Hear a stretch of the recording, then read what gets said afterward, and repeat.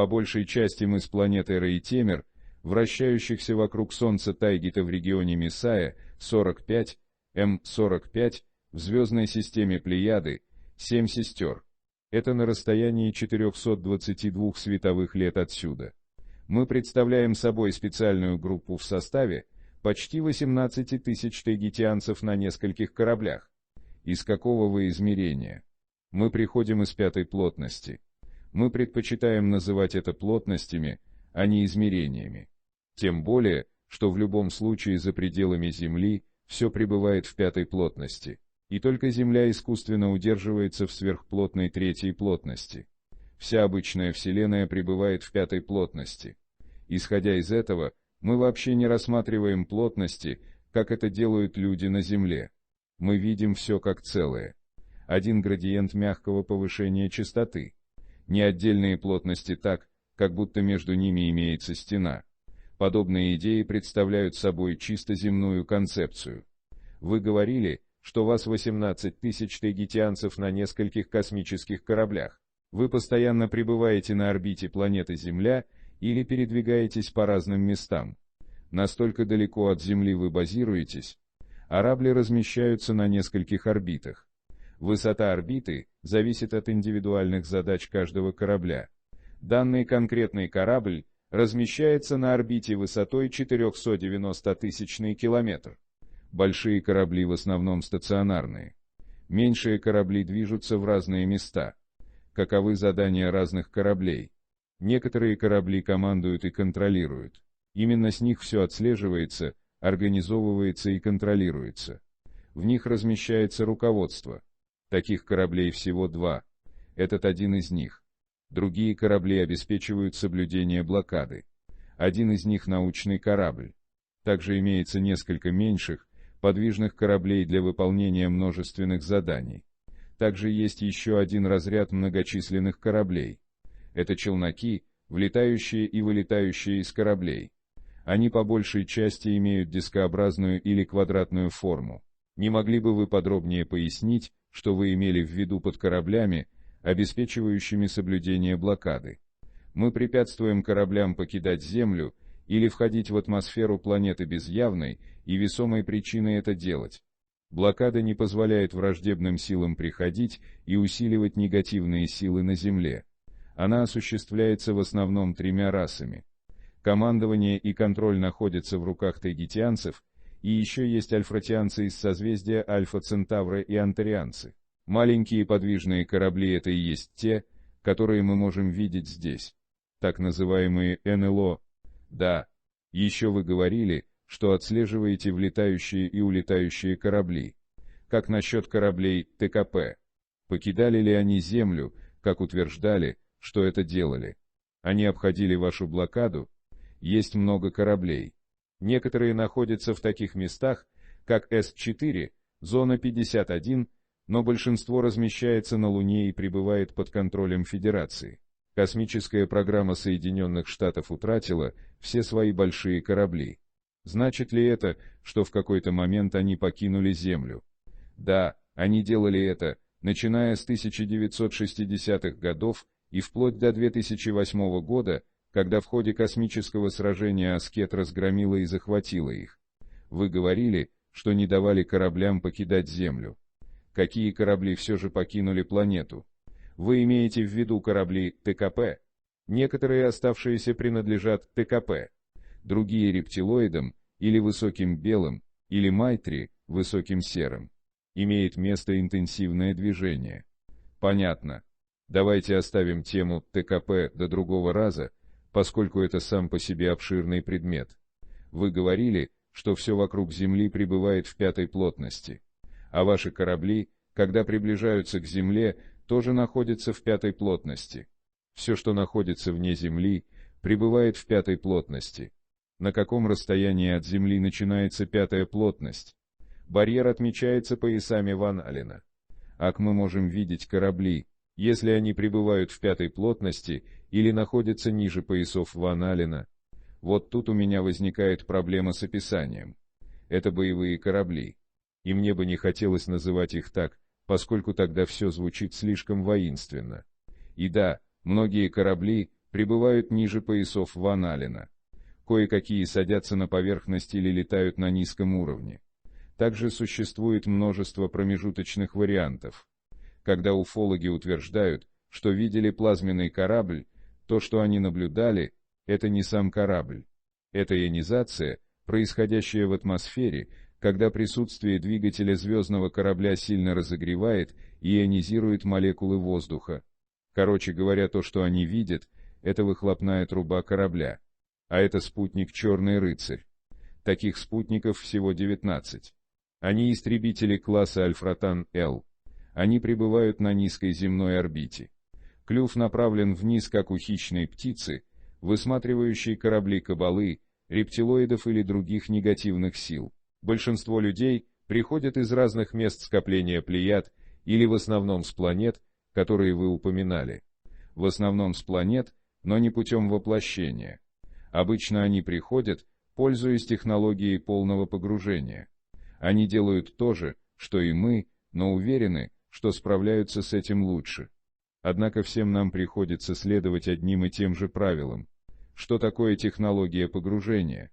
Это компьютеризованная виртуальная реальность, с которой вы вламываетесь в цифровую матрицу, контролирующую Землю.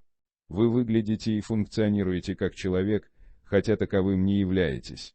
Вы приходите с миссией или целью. Вот это да, вы ведь биологические существа, похожие на людей, не так ли? Да, все мы из одной и той же лирианской ветви. Наши главные различия – 12 нитей ДНК и 24 хромосомы. И как результат такого различия, наша нервная система другая, так же, как и, скажем, половые органы. В основном различие связано с нервной системой. Электрическое напряжение нервной системы намного выше, чем у людей. Мозг не имеет мозговых долей. Нет ни левого, ни правого полушария. Одна сплошная масса. Мы думаем голографически, понимая дуализм без всякого конфликта между полушариями, как это происходит у большинства земных людей. Также мы можем видеть в темноте, как кошки. Это тоже благодаря более высокой эффективности нервной системы. Наши чувства усиливаются. Когда мы бежим, мы почти не устаем, поскольку наше время восстановления намного быстрее. Это из-за более высокой интенсивности митохондриальной обработки кислорода, а также потому, что уровень кислорода на нашей планете и во внутренней атмосфере кораблей намного выше. У нас 78% кислорода, 20% азота, 2% других газов. В то время как на Земле вы имеете, грубо говоря, 78% азота, 20% кислорода и 2% других газов. У нас как бы все наоборот. Также у нас нет проблем со скелетом или они встречаются чрезвычайно редко, поскольку наша гравитация составляет 80%, 0,8, тяготения на Земле, на наших планетах и в условиях искусственной гравитации на кораблях. Как вы учите наш язык? Посредством телепатической загрузки и небольшой практики, поскольку здесь мы передаем друг другу информацию в виде пакета. Поэтому выучить новый язык довольно легко. Большинство из нас бегло говорит больше, чем на 10 земных языках. Насколько я понимаю, большинство вас в основном женщины. Да, грубо говоря, наше население составляет 75% женщин. Почему это в основном женщины? Что происходит с инь-ян? Ответ неизвестен даже нам самим. Существует много теорий. Представляется, должно быть 50% на 50%.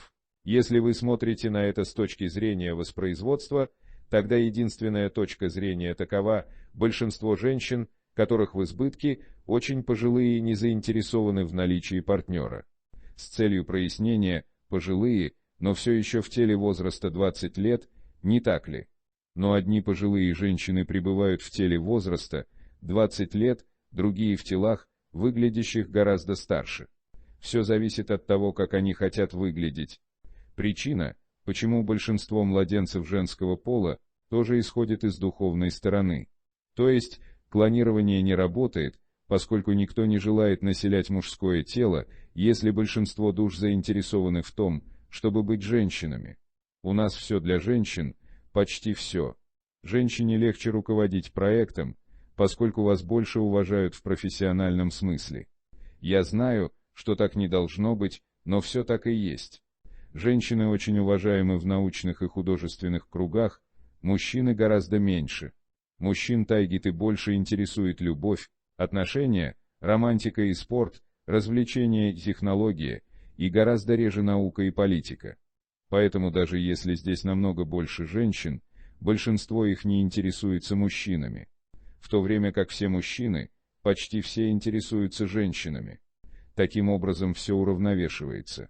На Земле все с точностью да наоборот. Каков ваш родной язык? На что он похож? Наш родной язык тайгитянский, плеядианский. Он похож на язык наваха или инуитов. Язык вербально-телепатический. Это означает, что отдельные слова загружаются наряду с интенсивными телепатическими данными и значениями. Каждое слово – средство для телепатической загрузки. Так же, как и вы, мы говорим при помощи рта. Но когда мы говорим, плюс к нашим словам мы также загружаем детали. Это позволяет передавать на 1000% больше данных, чем обычный земной язык вкладывает во фразу. Здорово. Можно ли сказать, что вы из нашего будущего, поскольку некоторые контактеры утверждают, что вступают в контакт с существами из будущего? Будущего не существует. Все происходит сейчас. Просто ваше восприятие и ваша частота определяют то, что вы переживаете в вашем сейчас. Так или иначе, да можно сказать, что мы из будущего, но не с Земли. Мы не земные люди из будущего.